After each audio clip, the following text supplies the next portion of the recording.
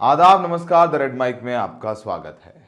बहराइच में विसर्जन के दौरान जो हिंसा हुई 13 तारीख को, उसमें हर रोज एक नया मोड़ आ जाता है और वो मोड़ कहीं ना कहीं उत्तर प्रदेश सरकार, उत्तर प्रदेश पुलिस और उनकी मंशा पर सवाल उठाता है।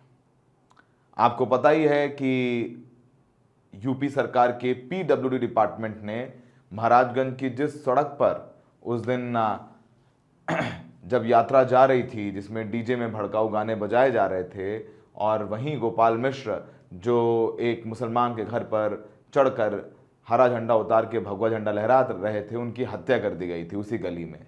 उस गली के 23 घरों को नोटिस दे दिया था पीडब्ल्यूडी डिपार्टमेंट ने और कहा था कि आप बताइए कि नक्शा पास है कि नहीं, अगर नहीं है तो हम कार्रवाई करेंगे, यानी बुलडोजर एक्शन होगा। इस मामले में रविवार को कुछ राहत मिली थी हाई कोर्ट से, लेकिन ये पूरा मामला मंगलवार को सुप्रीम कोर्ट भी पहुंच गया। सुप्रीम कोर्ट ने बहुत अहम टिप्पणी करते हुए यूपी सरकार को कहा कि अगर आप हमारे आदेश की अवहेलना करना चाहते हैं तो आप स्वतंत्र हैं, लेकिन आप ध्यान रखिए कि हमारा आदेश बिल्कुल साफ है। और आपको पता है सुप्रीम कोर्ट ने ये कहा था पिछले महीने कि बुलडोजर की कार्रवाई नहीं होगी तब तक जब तक हम इस पर डिटेल गाइडलाइन नहीं दे देते, यानी सुप्रीम कोर्ट एक डिटेल गाइडलाइन नहीं दे देता। तो ये सुप्रीम कोर्ट ने कहा हुआ था, तो उन्होंने बोला कि अगर यूपी सरकार हमारे आदेश की अवहेलना करने का जोखिम उठाना चाहती है तो वो उठाए। कोर्ट ने यह भी कहा कि हमारा आदेश साफ है कि अतिक्रमण किया हुआ है तो कार्रवाई की जा सकती है। तो उस पर सीओ सिंह जो कि पीड़ितों की तरफ से अपीयर हो रहे थे, उन्होंने कहा कि भाई हाई कोर्ट ने 15 दिन का वक्त और दिया है जवाब देने के लिए पीड़ितों को, लेकिन कोई आदेश साफ नहीं है, साफ डायरेक्शन नहीं दिए हैं यूपी सरकार को। तो उत्तर प्रदेश सरकार ने कहा कि हमने अभी तक कोई कार्रवाई नहीं किया, बस पूरे मामले की सुनवाई बुधवार को होगी। लेकिन ये तो एक पहलू है कहानी का, एक और पहलू है। आपको पता ही है महसी के विधायक सिंह साहब ने अपने ही नगर अध्यक्ष अर्पित श्रीवास्तव और कई और बीजेपी के नेताओं के खिलाफ दंगा भड़काने के आरोप में मुकदमा दर्ज कराया था।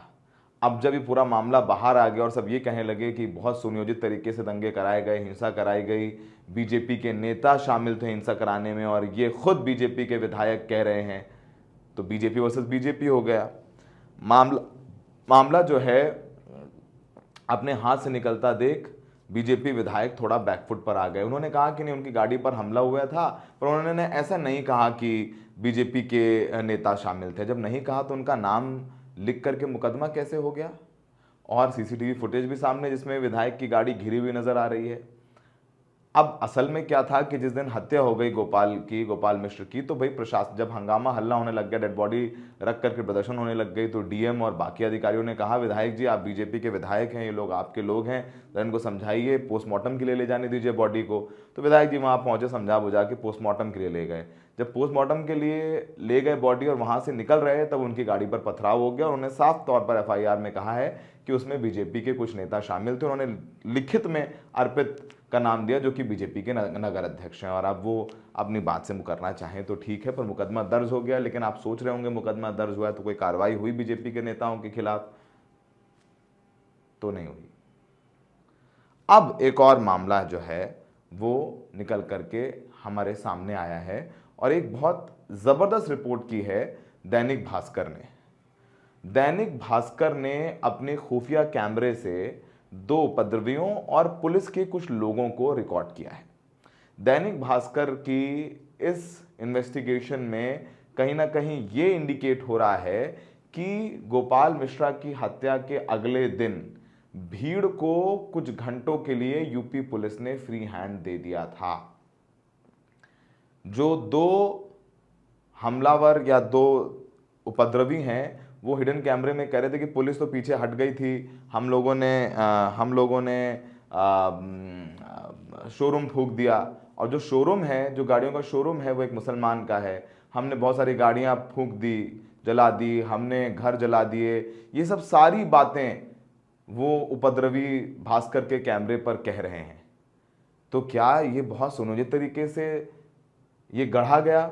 क्योंकि इसमें कई सवाल उठते हैं। पहला सवाल कि क्या उस दिन जब दोपहर से डीजे बज रहे थे और डीजे में एक संप्रदाय के खिलाफ भद्दी टिप्पणी गानों में की जा रही थी, पाकिस्तान और कुछ और लफ्ज आ रहे थे, तब डीजे को क्यों नहीं बंद कराया गया? जब वहां पर डीजे बंद कराने को लेकर विवाद हुआ तो पुलिस ने पहले बीच बचाव क्यों नहीं किया? छतों पर मस्जिद को ढका गया तो छतों पर पुलिस क्यों नहीं तैनात थी? गोपाल मिश्र की हत्या के बाद पुलिस के पास रात भर था तो उन्होंने एडिशनल फोर्सेस क्यों नहीं बुलाई? और फिर अगले दिन हमने वीडियोस में देखा है कि कैसे पुलिस खड़ी हुई है और जो लोग हिंसक लोग, जो भीड़ है, वो डंडा लाठी लेकर के सड़कों पर नजर आ रही है। अब इस पूरे मामले में भास्कर की जो स्टोरीज का हम जिक्र कर रहे हैं उसको समाजवादी पार्टी के अध्यक्ष अखिलेश यादव ने ट्वीट किया है उस स्टोरी को, और ट्वीट में उन्होंने लिखा है कि धिक्कार है ऐसी भाजपाई राजनीति और सत्ता की भाजपाई भूख पर जो सियासत के लिए देश के भाईचारे के बीच दंगा कराने की साजिश करती है। बहराइच हिंसा के मामले में हर दिन नए खुलासे हो रहे हैं जिनसे भाजपा मुंह दिखाने लायक नहीं रही है। भाजपा के विधायक ही भाजपाइयों पर साजिश करने की एफआईआर करा रहे हैं और दंगाई छुपे कैमरे के सामने सच उगल रहे हैं। भाजपा के जो थोड़े बहुत समर्थक और वोटर बचे हैं, अब तो भाजपा का यह षड्यंत्रकारी और हिंसक रूप देखकर वो भी शर्मिंदा है। भाजपा ने अपने समर्थकों की भावनाओं को गुमराह करके उनका इस्तेमाल अपनी सत्ता को बनाए रखने के लिए किया है। सच तो यह है कि भाजपा अपने ही लोगों के खिलाफ षड्यंत्र कर रही है। भाजपा भाजपाइयों से दंगे कराकर उन्हें फंसा दे रही है। तभी तो भाजपा का विधायक भाजपाइयों के खिलाफ रिपोर्ट लिखवा रहा है। अब तो भाजपाई भी कहने लगे हैं भाजपा किसी की सगी नहीं, यूपी कहे आज का नहीं चाहिए भाजपा। ये तो अखिलेश यादव नेता हैं, विपक्ष के नेता हैं, तो अपनी बातें कह सकते हैं, लेकिन जो वीडियो भास्कर की रिपोर्ट है वो कहीं ना कहीं ये दिखाती है कि जिस वक्त ये, क्योंकि रात में तो बयान आया था और वृंदा शुक्ला जो कप्तान है बहराइच की मूर्ति विसर्जन शुरू हो गया है, वापस से एक यात्रा मुस्लिम इलाके से निकल रही थी, ऐसी बातें कप्तान कह रही हैं, आईपीएस ऑफिसर कह रही थी, तो लगा लोगों को नहीं सुरक्षित हाथों में है बहराइच। लेकिन अगले ही दिन सुबह होते ही शव को लेकर के हजारों की भीड़ जो है सड़कों पर आ जाती है, लाठी डंडे कुल्हाड़ी लेकर के पुलिस की मौजूदगी में भीड़ 20 किलोमीटर तक के इलाके को अपने कब्जे में रखती है, तोड़फोड़ करती है, आगजनी करती है, और फिर उसके बाद और फोर्स आती है और फिर हमें वो अमिताभ यश जो एडीजी लॉ एंड ऑर्डर हैं और एसटीएफ के प्रमुख हैं, वो पिस्टल लेकर के दंगाइयों और बलवाइयों को दौड़ाते हुए नजर आते हैं। लखनऊ से एडीजी लॉ एंड ऑर्डर को आना पड़ा। सोचिए कितनी बड़ी विफलता है बहराइच में उस वक्त मौजूद प्रशासन और पुलिस के लोगों की। अब जब भास्कर का ये वीडियो सामने आ गया तो और सवाल उठ रहे हैं। इस पूरे मामले में कार्रवाई हुई है, लगभग 80 से ज़्यादा लोगों की गिरफ्तारियां हुई हैं। इन गिरफ्तारियों को करने में ज़्यादा जो सरफराज जो मुख्य आरोपी है, वो तालिम और जो 6 और आरोपी हैं गोपाल मिश्र की हत्या में, उनकी गिरफ्तारी हो चुकी है। मुठभेड़ में पुलिस का कहना है कि सरफराज और तालिम को गोली भी पैर में लगी हो, उसकी तस्वीरें भी हमने आपको दिखाई और बताई हैं। लेकिन जिस तरीके से वीडियोस आ रहे हैं, जिस तरीके से पत्रकार कुछ स्टोरी सामने ला रहे हैं, वो कहीं ना कहीं इस बात की ओर इशारा करते हैं कि क्या कोई बहुत बड़ी साजिश थी, क्या बहुत बड़ा कुछ हो सकता था। शायद कुछ लोगों ने संयम और सूझबूझ दिखाई, भीड़ हिंसक होकर सड़क पर दौड़ रही थी, और जिस तरीके से भास्कर के खुफिया कैमरे में कह रहे हैं दंगाई की 2 घंटे फ्री हैंड दे दिया था पुलिस वालों ने, तो ऐसा तो सुनकर के वाकई में बहुत घबराहट होती है कि ऐसे क्या फ्री हैंड दे देना जायज़ है। और उस प्रदेश में जहां मुख्यमंत्री योगी आदित्यनाथ अपनी पुलिस की बड़ाई करते हुए नहीं थकते हैं, वो कहते हैं कि उनकी सरकार में एक भी दंगा नहीं हुआ। आप देख लीजिए क्या हुआ है यहाँ पर। आप बुलडोज़र एक्शन की बात भी कर रहे हैं, और आपको बताएं सुप्रीम कोर्ट में जो बुलडोज़र एक्शन के साथ याचिका लगाई गई है, उसमें एक याचिकाकर्ता सरफराज की बहन भी हैं। अब वही बात है कि बुलडोज़र आप घरों पे चलाने की तैयारी कर रहे हैं, आप सबक देना चाहते हैं, आप गैंगस्टर एक्ट लगाना चाहते हैं, आप रासुका लगाना चाहते हैं, आप सब लगा दें, लेकिन क्या उन अधिकारियों पर, वरिष्ठ अधिकारियों पर, नीचे के एसीपी, चौकी इंचार्ज, इन लोगों पर तो कार्रवाई हो रही है, पर क्या किसी बड़े अधिकारी पर कोई कार्रवाई होगी? क्या तबादले होंगे? क्या जांच बैठाई जाएगी? क्या एक न्यायिक आयोग का गठन होगा? नहीं होगा, क्योंकि गोपाल मिश्र की मौत हुई, और वो मौत इसलिए हुई क्योंकि वहां पर पुलिस ने लॉ एंड ऑर्डर का ध्यान नहीं रखा। और आपको तो पता ही, अब तो भाजपा बनाम भाजपा हो ही रहा है। भाजपा विधायक ने मुकदमा लिखवाई दिया है।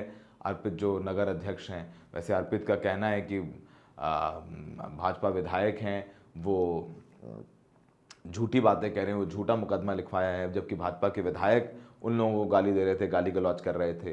तो उसमें भाजपा वाले ही आपस में लड़े जा रहे हैं। ठीक है, लड़ जाइए, आप राजनीतिक दल हैं, पर अपनी राजनीति के लिए आप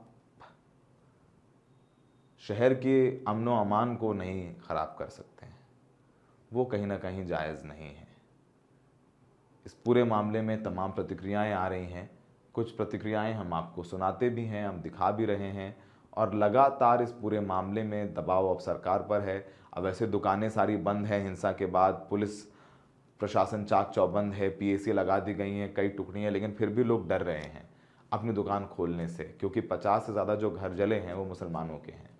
लोग पलायन कर गए हैं, कुछ हैं तो कहीं छुप कर रह रहे हैं, उनकी हिम्मत नहीं हो रही है आने में। तो ये बात सोचना चाहिए कि दंगे में कोई कहीं बैठकर आपको भड़काता है सोशल मीडिया पर, कहीं एसी के कमरे में बैठ करके एक ट्वीट या व्हाट्सएप के माध्यम से आपको भड़काता है और आप सड़कों पर आ जाते हैं, और कितने दूर हो जाते हैं एक दूसरे से जो हर खुशी और गम में साथ होते थे। शायद बहुत सारी दुनिया ख़त्म हो जाती है, पर दिल की दूरी ख़त्म नहीं होती है। उम्मीद है कि हम भड़केंगे नहीं और भड़काएंगे नहीं। प्रशासन अपना काम करे ना करें, पर एक जिम्मेदार भारतीय होने के नाते अपना काम करना बहुत ज़रूरी है।